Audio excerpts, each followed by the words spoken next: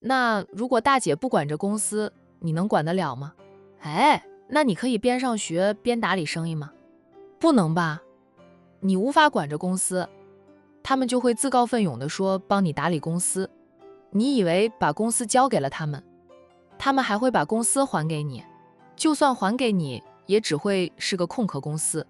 宁云初说完后，再次对战逸晨说道：“逸晨，我们走吧。”好。战逸晨体贴地扶着未婚妻再次往前走，走出了咖啡厅，很快就把宁天磊甩掉。宁天磊没有再追上前去，他站在原地，愧疚地看着姐姐离去。良久，他敛回了视线，跟着沮丧地回到座位上坐下来，默默地端起了自己的那杯咖啡，喝了一口便放下了杯子。他不太喜欢喝咖啡。摸了摸被姐姐打过的脸，感觉火辣辣的痛，估计也肿了吧。姐姐是气得很了，才会出手打他。宁天磊挨了一耳光，非但没有怨恨姐姐，反而越发愧疚，觉得自己太混蛋，对姐姐说了那么多伤他心的话。天磊，天磊，原来你在这呀！我去你的房间敲门，没有回应，就下楼来到处找你。有点熟悉的声音传来。宁天磊听到那声音，马上背着他的背包站起来，拉开椅子就走。天磊，崔大少爷拉住宁天磊，说道：“天磊，你要去哪里？来来来，表哥请你喝咖啡啊。”说着，他要拉天磊回原位坐下。宁天磊极力地甩开了他的手，冷冷地道：“大表哥，我不喜欢喝咖啡，我还有要出去一下。”他再次想走，崔大少爷又拉住了他，强势地把他拉回刚刚的桌子前。崔大少爷其实是看到了战逸晨扶着宁云初从咖啡厅出去，猜到宁云初也是来找表弟的，他避开了两个人，等到两个人走出了酒店，他才来找宁天磊。宁天磊被他按坐回原位，青涩的脸上神色冰冷。天磊，你的脸怎么了？被谁打的呀？告诉大表哥，大表哥帮你教训他，为你出气。崔大少爷坐下后，就看到了宁天磊一边脸红肿，逐关心地问，心里却是有了答案的。肯定是宁云初那个小贱人打的，他动手打了宁天磊。看来姐弟俩发生了激烈的争吵呀，否则以宁云初的性子，他不会动手打人的，就打的还是唯一对他好的亲弟弟。我大姐打的。大表哥敢去找我大姐算账吗？敢去找我大姐替我出气吗？宁天磊也不隐瞒，直接承认是大姐打的，并反问崔大少爷敢不敢去找宁云初。崔大少爷噎了噎后，讪笑的道：“你大姐打的呀？你大姐来找你了吗？那她找你做什么？她为什么会打你？你姐下手还真是狠，你半边脸都肿了。天磊，你现在知道你大姐是什么样的人了吧？别看她平时一副云淡风轻的样子，其实她心狠手辣，她看不见都这么狠辣。等她治好了眼睛，恢复了光明，只怕会更加的狠辣，到时候你连条活路都没有。别忘了，你爸妈于她来说有杀父之仇的，难保她不会因为恨着你爸妈就迁怒于你。你也别说她现在对你还挺好的，不会针对你，那是想让你放松警惕，等到时机成熟了，他就对你痛下杀手，让你一无所有，说不定也会诱导你去做违法的事，然后再举报你，把你送进去。要是连你都进去了，宁家的一切就真的都是他的了。宁总夫妻俩虽说还没有被判刑，眼看一审就要到了，崔家与金家都很紧张，很着急，他们都去打听过了，宁总夫妻俩一审的结果不会好的，指望他们出来对付宁云初不可能的了。那至于宁思琪，就算刑满释放，也不是宁云初的对手呀。况且宁思琪也被判了几年，那等到他出来呢，宁云初早就把宁氏收归己有。那现如今崔家与金家的人都无法再回到宁氏，插手宁氏的生意呢，那他们也想过利用宁氏的生意对手对付宁氏的，可惜的都被宁云初和莫东浩化解了。战氏集团还在一旁虎视眈眈的，战氏集团不是盯着宁氏，是盯着宁氏的对手，若是对手在偷袭算计宁氏，战氏集团就来个螳螂捕食，黄雀在后。故而宁氏的对手现在也不敢轻举妄动了，他们可不是战氏集团的对手。我不偷不抢，不做任何犯法的事，他怎么把我弄进去？这个世界又不是我姐说了算呀。宁天磊忍不住反驳着崔大少爷，他瞪着这个大他10几岁的大表哥，冷冷的道：你们不要再来我面前说我大姐如何如何，不管我姐在你们嘴里有多么的坏，她跟我都是一个姓的，她都是我宁家的人。我爸妈和二姐都进去了，我还要上学，旁支族系的人还亲得过我大姐吗？公司交给我大姐打理，我放120个心。就算我大姐真像你们说的那样要独占家产，那也是我宁家的家产。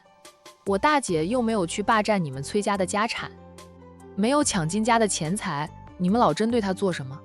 她就是听这些人的话听得太多，刚才才会一冲动之下质疑讽刺大姐，气坏了大姐。大姐第一次动手打她，这些人就是黄鼠狼给鸡拜年，没安好心。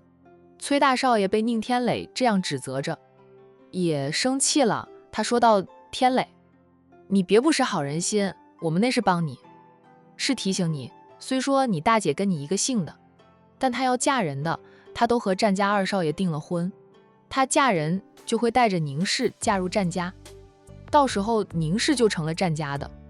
那是你爸妈花了10几年时间，才将宁氏发展到今天这样的规模。你愿意看着宁氏被宁云初带入战家，我们都不愿意，替我舅舅不值啊。宁天磊站起来说道：对，我就是不识好人心，我不会管这件事的，我也没有时间管，我还要读书。等我毕业以后，我姐不把公司交给我，我就自己创业，凭我自己的本事，就另建一家公司，一样也是宁氏。大表哥若是咽不下这口气，你去找我大姐，不要再来找我，我没空，也不想管。你们要说我没用也行，我不管就是不管。说完，宁天磊再次拉开椅子就走。崔大少爷没有再拉住宁天磊，任由他离开了咖啡厅。等他走后，崔大少爷打电话给母亲，在母亲接听电话后，他对母亲说道：妈，天磊还是油盐不进的样子，不过天磊应该和宁云初发生过争吵。天磊被宁云初打了一巴掌，半边脸都肿了。崔太太听后有点得意地说道：说明我们的方法是有效的，你们多点关心天磊，在他面前说宁云初的坏话，破坏姐弟俩的感情啊！我就不信天磊一点都不在乎。他和二妹出面与宁云初交涉过数次，都没什么效果，主要是他们对宁云初这个侄女一向轻视，因为他们与大哥交好，就从大哥那里拿到的好处更多，那自然不会对宁云初好。宁云初一接管宁氏的生意，就开始拿崔家和金家开刀。崔太太心里是恨极了宁云初的，也不知道宁云初走了什么狗屎运，一个瞎子都能得到战家二少爷的喜欢。若是以前他们还不相信，但现在战义臣已经和宁云初订了婚，订婚宴还办得热热闹闹的，宴请了管城有头有脸的人，唯独不请崔家与金家，可见宁云初也在恨着他们两家人，让两家人在管城成了个笑话啊。妈，我知道，不过天磊也烦了我们老是说那些话，他刚才就跟我吵了，现在人已经离开。崔太太说道：他还是个孩子，未踏入社会，什么都不懂的，他不喜欢听我们说那些话，那你暂时不要跟他说这些。不是快要开学了吗？你看看他还缺什么，陪着他去买，开学之前送他去他考上的那所大学报到，他就不会生气的了。哄一个孩子而已，妈相信你能办到的。还有那个瞎子那里继续盯着，想办法给他和战二少爷之间制造误会吧。他们现在只是订了婚，还没有领证，婚姻还有很大的变数呀。崔家与金家两家人不仅仅想离间宁云初和弟弟的感情，也想破坏宁云初和战义臣的婚约，最好就是让宁云初一无所有。知道了。母子俩结束通话后，那崔大少爷呢，很快也离开了酒店。却说宁云初从酒店出来，战义臣并没有扶着他走向停车场，而是牵着他往酒店右边走去。宁云初心情不好，又有未婚夫陪同在身边，便没有留心记着步数。走了很远，他才意识到不对劲，人跟着停下来，问着身边的男人：义臣，你要带我去哪里？你心情不好，我带你去散散心。管城酒店附近有个公园，我带你去公园走走，那里面绿树成荫，很适合夏天散步，凉爽。宁云初默了默后说道：好。战义臣重新牵着他走，边走边说道：天磊其实还是很在乎你这个大姐的，他还年轻不懂事，你也别和他计较太多，说不生气不难过那是假的。宁云初轻轻的道：在那个家里，我最在乎的便是天磊了。虽然明面上我对他态度不好，好像很讨厌他似的，内心里我却很喜欢这个弟弟。他跟他们不一样，他是真的喜欢我这个大姐，是真的把我当成长姐看待。从他懂事起，他都会护着我，帮着我，只要妈妈打我骂我的时候，他总是冲过去推妈妈，不让妈妈打骂我。我妈以为是我哄了他，他才会这样护着我的。后来都不让我和他接触，想尽一切办法阻碍我们姐弟俩相处。不过同住一屋，天磊始终能替我说话，他还会在他爸面前护着我，他爸才会假惺惺地说我妈几句，让我妈对我好一点。等到天磊上学了，宁思琪嫉妒天磊对我这个长姐更好一点，力劝我妈把天磊送到寄宿学校，说什么培养天磊的独立性。其实他们都是不想让我和天磊手足情深，所以天磊很小就被送进了寄宿学校，1周才能回来一次。在他回来时，他们演戏对我态度还行的那种。天磊一回学校里，我又成了家里的小透明，还经常被宁思琪欺负。我的反击往往会换来我妈的毒打，那个家留给我的都是阴影，是黑暗，唯独天磊是那束光。宁云初说到这里顿了顿后，继续说道：我2个大姑姑听说打小就跟我大伯交好的，他们和我爸的年龄差距较大，不喜欢跟我爸玩，听说也是觉得我爷爷奶奶更疼爱我爸爸，他们嫉妒。在我开始布局等着接管宁氏企业时，我也在为驱赶崔家与金家的人做准备。他们靠着宁氏吸了多少血，以为我不知道？我只是把他们赶出宁氏，没有告他们，已经是念在孤执一场的份上。如今他们还要离间我和天磊的关系，着实可恶。义臣，你对他们不用再手下留情。宁云初在被弟弟伤到的同时，也是怨极了2个大姑姑。本来他想着怎么说都是孤执一场，不管他们怎么骂他，他充耳不闻。反正有他在的一天，他是不会让那些表兄弟重回宁氏的。就崔家与金家在管城的生意，不能算庞大，但也颇具规模，生意算是过得去的。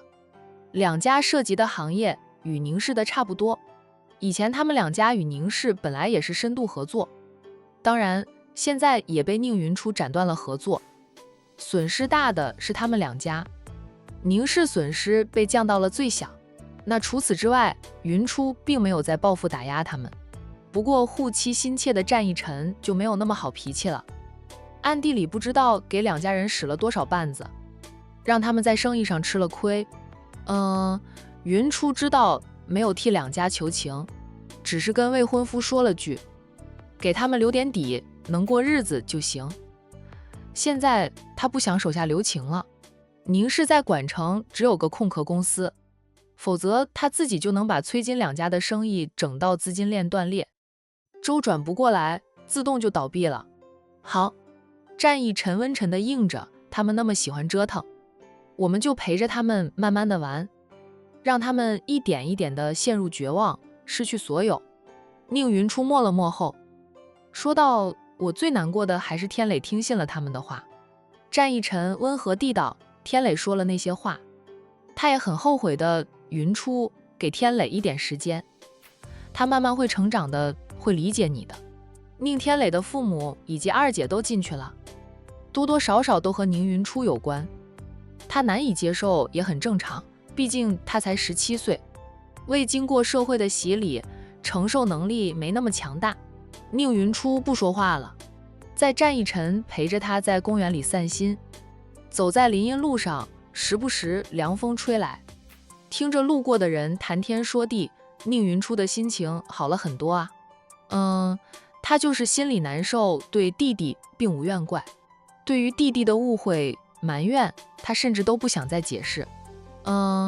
当一个人对你起了疑心、不信任的时候，不管你怎么解释，别人都不会再相信你，除非让对方看到你的付出，看到你用实际行动来兑现承诺。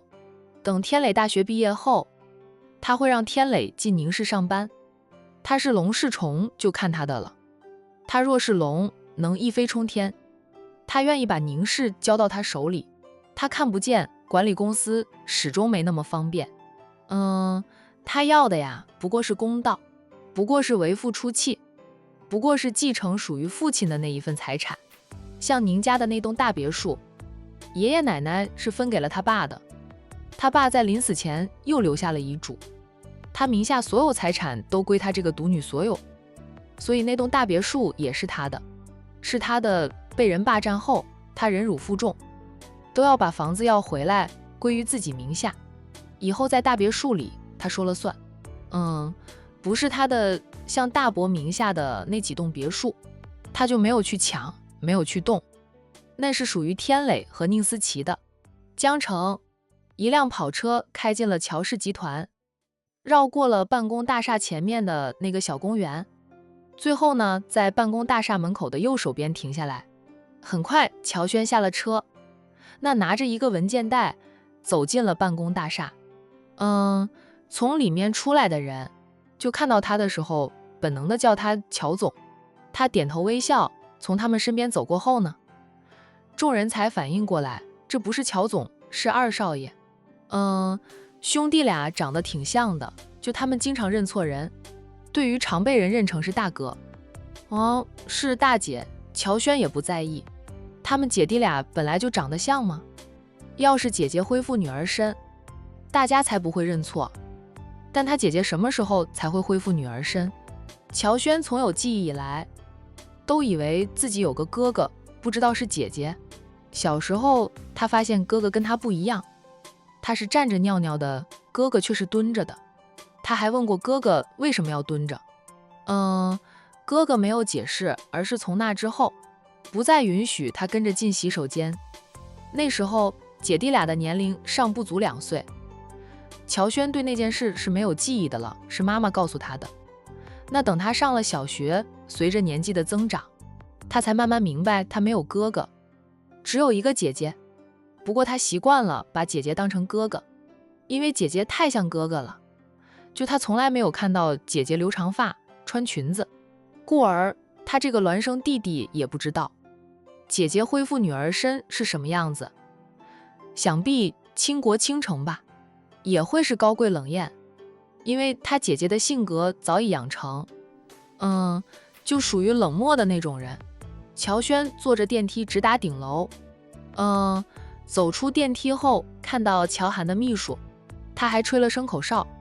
在秘书看向他的时候，他笑着和对方打招呼：“我哥在办公室吗？”乔轩问着秘书。秘书温和地道：“乔总在办公室里，二少爷有没有提前打电话告诉乔总？”说话间，秘书已经起身离开了办公桌，来了到乔轩的身边。只要乔轩说没有提前告诉乔总，秘书就要把二少爷拦在办公室外面，不能让二少爷随随便便进去打扰乔总办公。我是我哥的亲弟弟，什么时候来找他不行啊？还需要提前打电话。乔轩话音刚落，就被秘书拉住了。二少爷，你若没有提前打电话给乔总，告诉他你要过来，还请你现在不要进去。打扰了乔总工作。乔总发脾气的时候，二少爷吃不完兜着走。他晃了晃手里拿着的文件袋，对秘书说道：“这是我哥让我帮忙打听调查的，现在我有结果了，拿过来给我哥过目，还需要提前预约。”秘书好脾气的笑道：“二少爷还是现在打电话给乔总，问问乔总有没有时间见你吧。”乔轩无奈，谁叫姐姐太忙，时间宝贵，他这个亲弟弟来了，都得提前预约好，否则秘书会拦着不让他进去。以往他经常是跟着姐姐一起进的公司，倒是没有被秘书拦过，今天可以说是第一次。乔轩瞪了秘书2眼，还是老老实实的掏出了手机，打电话给姐姐。等姐姐接听电话后，他问姐姐：“哥，我在你办公室外面了，你有时间见我吗？你让我打听的事，我都打听得清清楚楚了，给你整理成资料，给你送过来。”乔涵回了他一句：“进来吧。”便挂了电话。我哥叫我进去。秘书笑着朝他做了一个请的姿势，并主动帮他敲开了总裁办公室的门。乔轩进去后，边走向姐姐边抱怨着：“哥，你的秘书也太过公事公办了吧？我是你亲弟弟呢，在乔氏集团里，我大小也是个总。我来见你，秘书还把我拦在外面。”乔涵头也不抬，说着：“弟弟，你还知道你是乔氏集团的吗？有你这样上班的，3天打鱼2天晒网，公司要是交到你手里，怕是撑不过半年就要倒闭了。”乔轩笑嘻嘻的：“这不是有哥在吗？爸妈都把你当成接班人，公司上上下下那么多人，也早就把你当成乔氏未来的带路人。有人撑着，他不就轻松自在的？要是姐姐不管公司了，他也能撑住的。那只是现在他还想继续玩上几年。”乔轩虽说不如乔涵那般有魄力，却也不差，只是他玩心重一点。虽说也帮着打理生意，更多时候呢，却是个吊儿郎当的追星一族。反正天塌下来有他姐姐撑着呢，他怕什么？就算姐姐恢复女儿身嫁了人，也是可以打理乔氏集团的，只要姐姐不远嫁就行啊。乔轩对未来姐夫的唯一要求就是能干，以后能和姐姐一起为乔氏集团分忧解愁，他就可以继续当个愉快的追星一族了。乔涵抬头瞪了弟弟一眼，放下了笑，他朝弟弟伸手拿来。乔轩连忙把文件袋递给了姐姐。姐，乔轩低声叫喊着。乔涵又是一瞪眼，他吐吐舌头，连忙改口哥。在公司里，他不能叫姐姐，姐姐女扮男装20几年，就算以后会穿帮，也不能由他来统穿，否则姐姐会暴揍他一顿的。姐弟俩一起学的拳脚功夫，他却不如姐姐那么优秀，始终不如姐姐厉害，不过是比他早出来10分钟，感觉比他早出生10年似的。战浩宇并没有骗你，他的确是被家里人催婚，催得太厉害了，他借口说出差，跑到江城来避难的。乔轩说的有点幸灾乐祸。乔涵从文件袋里拿出了弟弟整理好的资料，认真的看过后，便把那些资料撕掉。哥，你干嘛撕了？这可是费了我一点时间才打听到，再打印出来的是我的功劳呢。乔轩想阻止，已经来不及啦。他有一种自己的劳动成果被姐姐糟蹋的错觉，撕了，烧掉，连灰都冲进下水道，才能保证战浩宇不知情，不能让他知道我们调查过他，那样会引起不必要的误会。乔涵说着，还真的拿出了打火机，烧掉了被他撕成了2半的纸张。待到纸张烧成了灰后，他抽了2张纸巾，起身蹲下身去，用纸巾包起那些纸灰。乔轩见状，连忙去帮忙，姐弟俩把地上的灰全都用纸巾包起来了。乔轩主动的到我拿去洗手间冲掉。乔涵不说话，默许了弟弟的行为。数分钟后，乔轩又坐回了姐姐的对面，看到姐姐又在处理文件了，他说道：“哥，战浩宇的八卦新闻。我还没有说完呢，你没兴趣了？我对谁的八卦都不感兴趣。乔涵淡冷的道：你想说便说，我听着。这个消息是我来公司的路上收到的，所以没有来得及归纳到资料上。哥，我听说战家老夫人都给他的几个适婚孙子挑好了孙媳妇儿。乔涵不接话。战奶奶是个很好玩的老太太，老太太会帮孙子们挑选孙媳妇。乔涵不觉得奇怪，甚至觉得理所当然。很多大家族的老夫人因为退休多年，什么事都不用管了，就开始操心着孙辈们的婚姻大事。就战奶奶就是那样的一个老太太。战少夫妻俩就是在老太太的撮合下走到一块儿的，如今倒也恩恩爱爱的。两个人的婚礼在筹备中，也快到好日子了。乔涵嗯了一声，说到战少夫妻俩的婚礼，我们都要过去喝喜酒。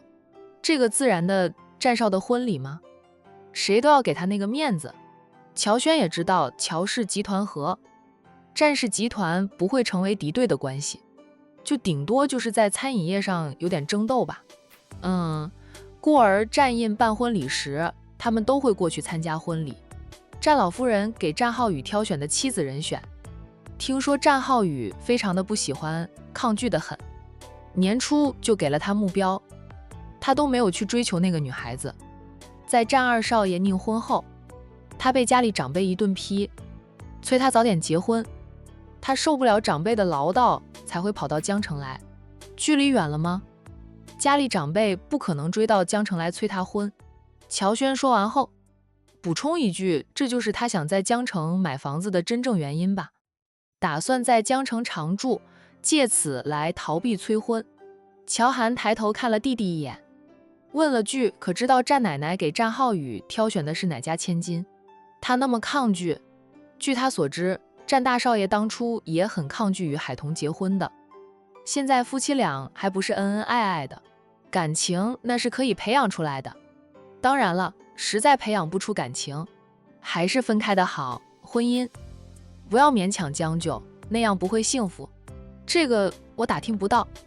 战老夫人给他孙子们挑选好媳妇后，都会给他们一张相片，据说那张相片写着女方的基本资料，但对外都是保密的。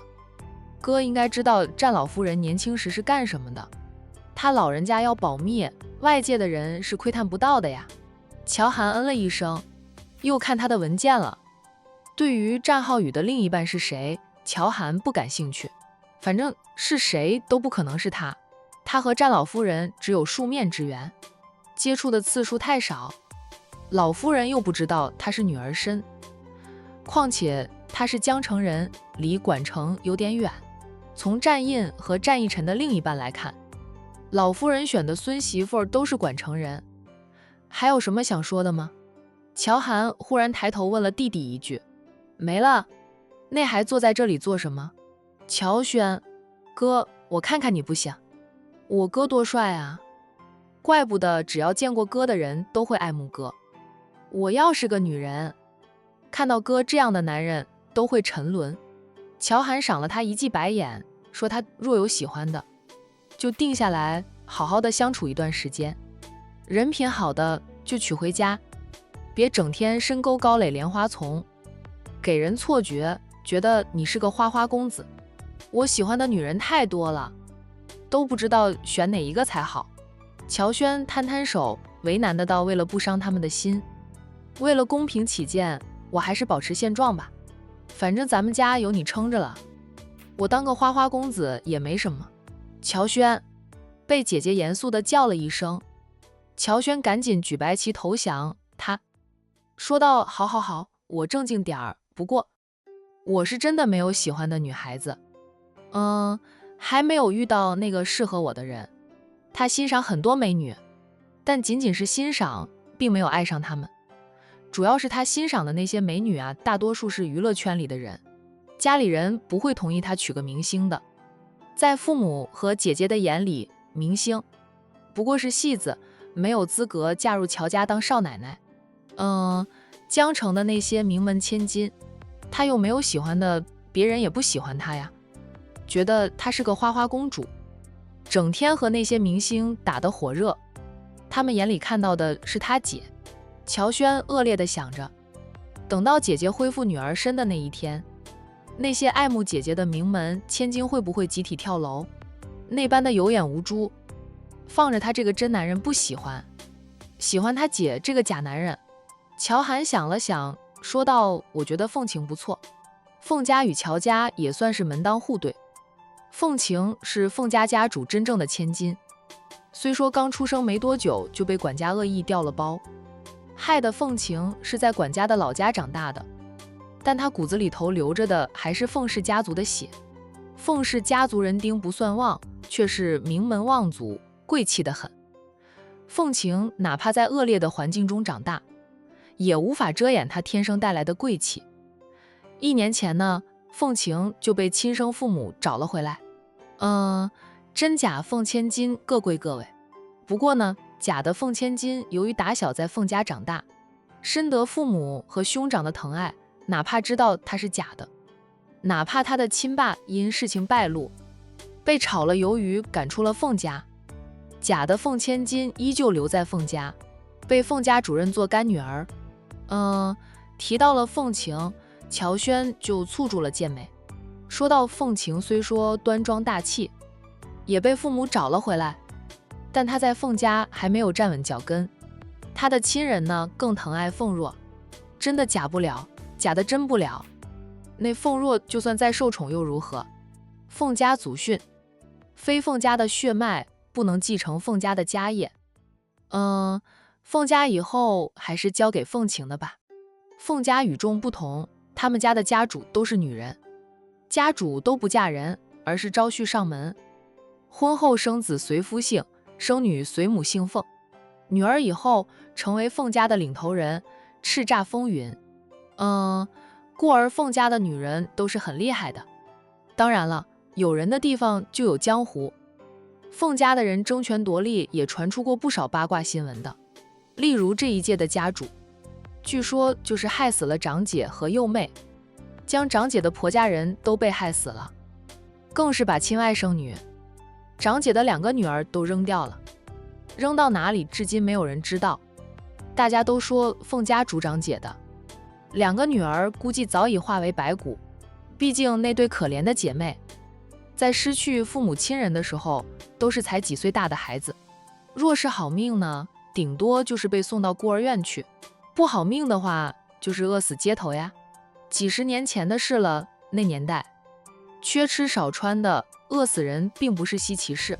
而这一届的凤家家主只有1个女儿，结果女儿出生后还被管家恶意调包，管家的女儿被凤家家主宠爱了20几年。就算管家东窗事发后寻回了真正的凤家千金，家主对亲生女儿的感情始终是淡淡的。江城人都盯着凤家的真千金，想看看她能否顺利从亲妈手里接过家主之位。乔轩，咱们江城的那些千金小姐，姐都替你暗中考察过了，除了凤晴之外，姐觉得她们始终是差了点儿。若论花钱，凤晴倒是不如她们，但若论手腕啊、能力啊，凤晴比她们厉害。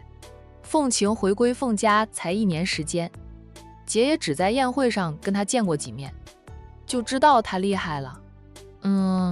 我看她话不多，倒像是个包子。乔涵说着，弟弟，你何不去试探试探呀？她是不是包子？凤晴绝对是个扮猪吃老虎的人啊。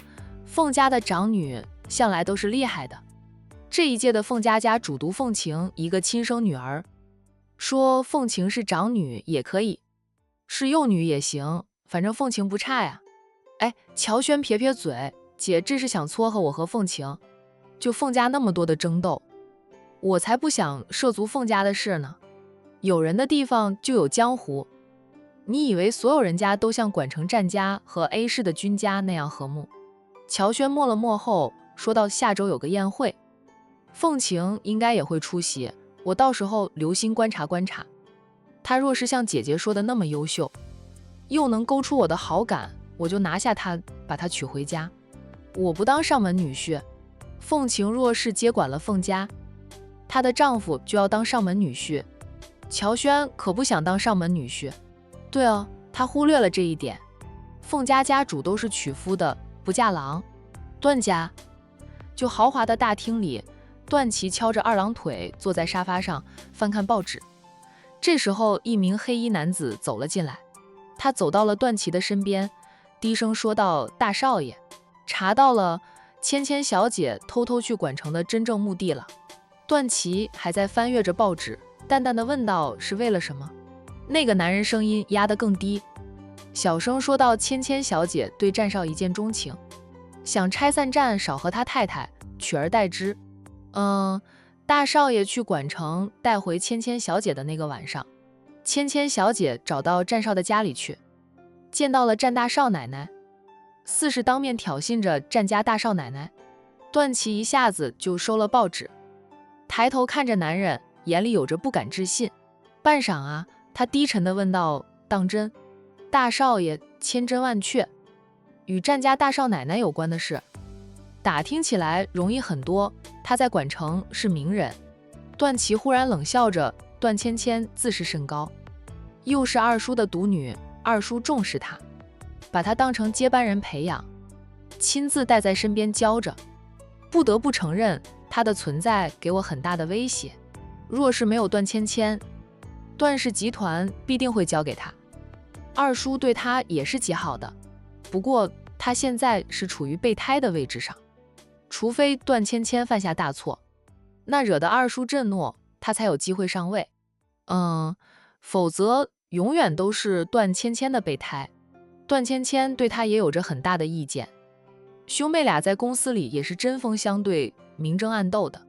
战印成熟稳重，俊美多金，酷酷的，不少女人看到他都会为他折服，妄想征服他，成为他的例外。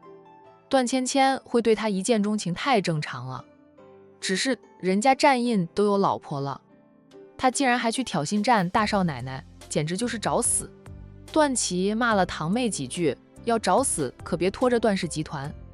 我现在明白二叔为什么出差都不放心他，对我千叮万嘱的，不让芊芊去管城，看来二叔早已知晓，也明白了为什么段氏与战氏明明合作了一个项目，但两家集团来往的还是很少，只有那个项目的负责人才会联系。